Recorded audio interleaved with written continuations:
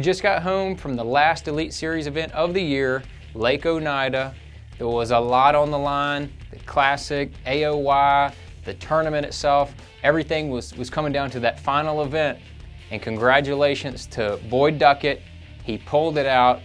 There's nothing more that I can say other than... Oh my gosh, just look at it. The car is not perfect. Just look at it.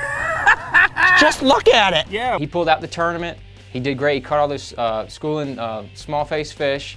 And then Brent Chapman pulled off the Angler of the Year. He made another top 12. And again, all I can say is... Yeah, look at that. Look at that. Get from behind look at that. And you can't do it. Oh, look at this. Look at that. Yeah, look at this. And if you tell that to the cops, they're not going to give you any consideration. Oh, look at that. Brent had a wonderful year. Hats off to him for sure.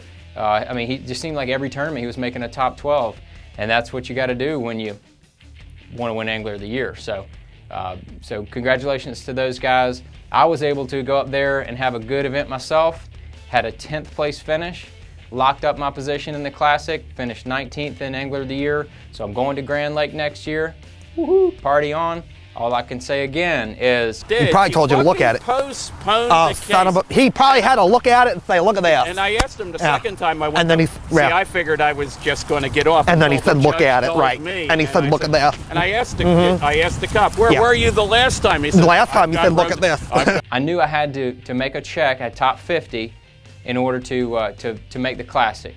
So the practice was really tough. I found one area that had some schooling smallmouth, but they petered out.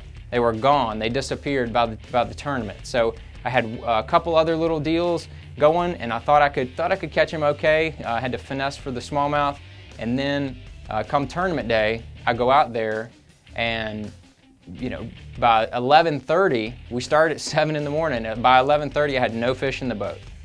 So you really had to. I really had to focus in order to keep my emotions in check. I'm in a glass case of emotion. After I was able to get that first fish in the boat, it was a little 12-inch largemouth. I said, this is not going to cut it. So I changed again, and I got on some smallmouth water where it was rocky banks in like about 6 feet of water, 4 to 6 feet of water. Most people are looking a lot deeper. There was a few smallmouth up shallow, and it seemed to be an afternoon bite. And I had two baits that I was using to try to catch those fish. One of which was a drop shot on 6-pound vicious fluorocarbon. I was using the little drop craw on a Gamakatsu #4 octopus hook and a little 1/8 ounce sinker. And most of those fish would eat it as soon as it hit the bottom. And then my other bait that I was throwing was a new head designed by Shin Fukai, because there was some scattered grass around there.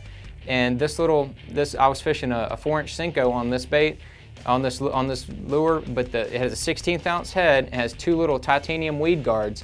So the head design kept that grass from getting on the hook, so I could throw it right into those grass clumps and work it through and then let it sink down again. And most of those fish hit it either on the initial fall or the first or second pump. So, but the bites were very few and very far in between. And so, first, second, and even the third day, my bites were coming real late, after 12, after 12:30 most of the time. And so you really had to stay focused and know that those fish were gonna be there in the afternoon. You could not get distracted. With a jump of 7 feet, 10 inches. You're fishing 6-pound test. You're only getting a handful of bites. You had to make sure that you're capitalizing on every single bite that you get. So every time you have that bite, sometimes they were a drum, sometimes they were a pickerel, but sometimes they were those smallmouth that you were after. The average size was probably a little bit better than what we normally see at Oneida, but the number of bites, the quantity was way down. I think it was just due to the time of year, something like that. A lot of the fish, moving off the bank and chasing bait, whatever it was, made the fishing a little bit tougher. But we were able to secure a top 10, and we were able to go to the Classic. So we accomplished our goals. Thanks to my missile baits and Pinnacle rods and reels and my Vicious line. Those things are what I depend on the terminal end. And obviously, the Bass Cat Mercury rig is what I used all year. never let me down all year, every day. Super dependable, and you got to have good equipment when you're out there on the water, especially when you're making a living doing what I do and doing what we do and fishing bass tournaments for a living. So we appreciate it.